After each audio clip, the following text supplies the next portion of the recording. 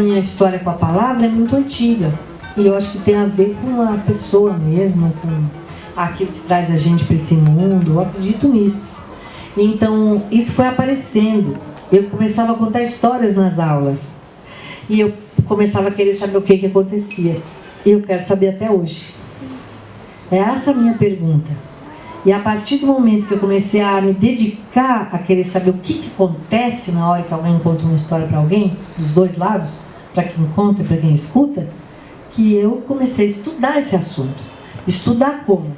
Exatamente desse jeito da proposta triangular. Praticando, estudando, ouvindo outros contadores. Então, o Boca do Céu surgiu com uma necessidade de difundir esse trabalho.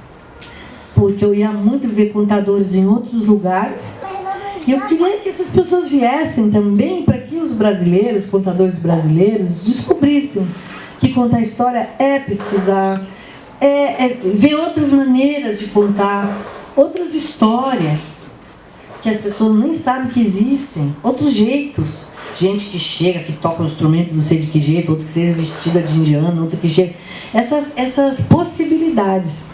Então ele surgiu dessa necessidade de organizar um lugar ou dispor uma situação para que pessoas se encontrassem e descobrissem coisas que elas não sabem.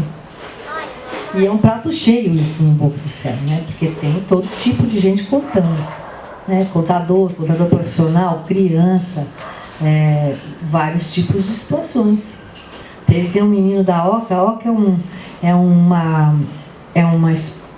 pode falar que é uma escola, é uma organização que trabalha com crianças lá na aldeia de Carapicuíba, em São Paulo. Aí as crianças da Oca sempre se apresentam no Boca do Céu.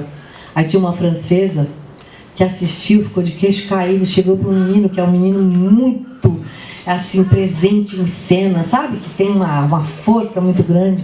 Ela olhou para ele e falou: Paris te espera. Achei isso uma pérola. Que Paris, coisa nenhuma. É nossa, daqui, a gente não precisa. Mas ela queria dizer como se ela estivesse dando grande aval, né? Tem quem precisa do aval de Paris, o menino sei o que é o máximo, né?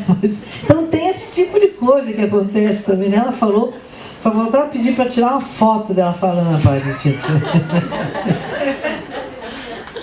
E essa que se apaixonou por Adelson. Ela falava, é o homem mais bonito do Brasil. Ela menos, tudo bem, ela nunca nem saiu de São Paulo. Aliás, nunca saiu nem daquele lugar ali, mas Ave Maria, ela se